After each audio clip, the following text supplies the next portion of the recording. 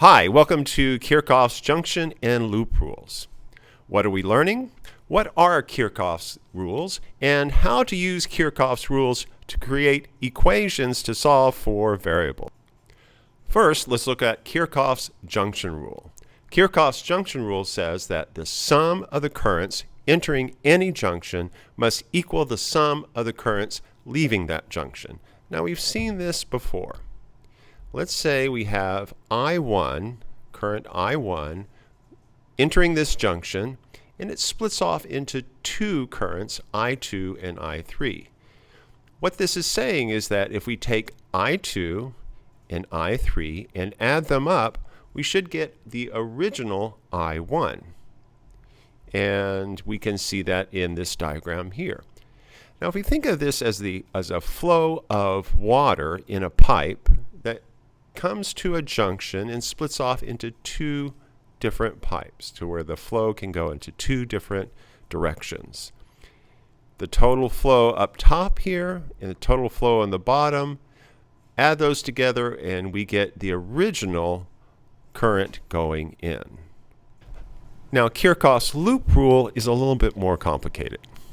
It says that the sum of the potential differences across all the elements around any closed circuit loop must be zero. Let's take a look at this circuit that we have here. We have a 6-volt battery.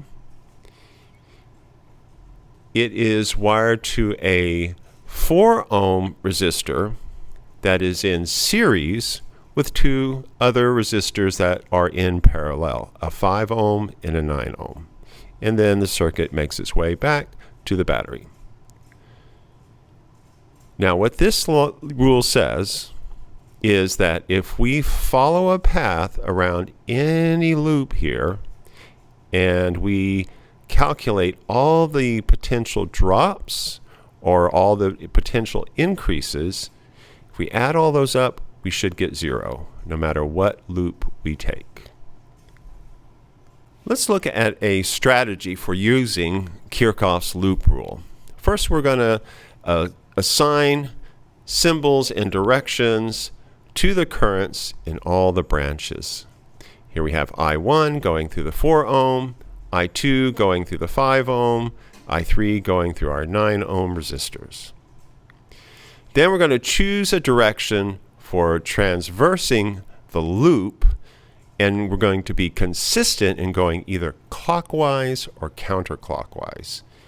All right, so we're just going to make up these loops here, and we're going to go around this bottom loop here, going across the 6-volt battery, across the 4-ohm resistor, across the 9-ohm resistor, and back. And this top loop is going to go across the 5-ohm resistor and then across the 9-ohm resistor and then back. Now, as you go around the loop, we're going to record voltage drops and rises across according to these rules here. Let's say we're going to go from point A across the resistor to point B.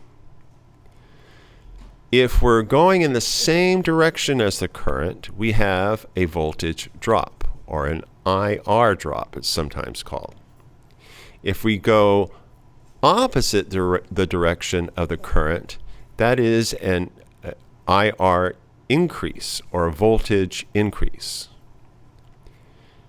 If we go from the negative to the positive of a battery, then we're going to add that amount of electromotive force. If we go from the positive to the negative, we'll subtract that electromotive force. So let's take a look at this example. We're going to use Kirchhoffs loop and junction rules to find, for the same circuit, I1, I2, and I3. Notice that we have three unknowns, so we need three equations. First, let's look at the junction rule and see what that gets us. If we look at I1, we notice that when we add I2 and I3 according to the junction rule, we should get I1. There's one equation. Now, if we look at the bottom loop, we're going to add 6 volts. We're going from negative to positive. We're going across the 4 ohm resistor with the current, so we have to subtract that. It'll be negative, and this is I times R. And then we're going across the 9 ohm resistor, again with the current, so it's going to be negative I times R. And then we go back and we're starting at our battery again. We add those elements and we should get 0. For our top loop, I2, we're going with it across the 5 ohm resistor. So that's going to be negative IR.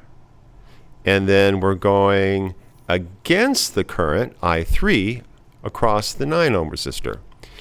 So it's going to be IR, and it's going to be positive. Add those two up, we get 0. Now we have 1, 2, 3 equations. Now we can do some substitution, and we can find all 3 of those unknowns. Let's summarize. Kirchhoffs' junction rule says that the sum of the currents entering any junction must equal the sum of the currents leaving that junction. The sum of the currents leaving the junction would be I2 plus I3. The current entering the junction is I1. Kirchhoffs' loop rule says that the sum of the potential differences across all the elements around any closed loop must be 0. Going from point A to point B, in these examples, if we're transversing the resistor with the current, then it is a potential drop.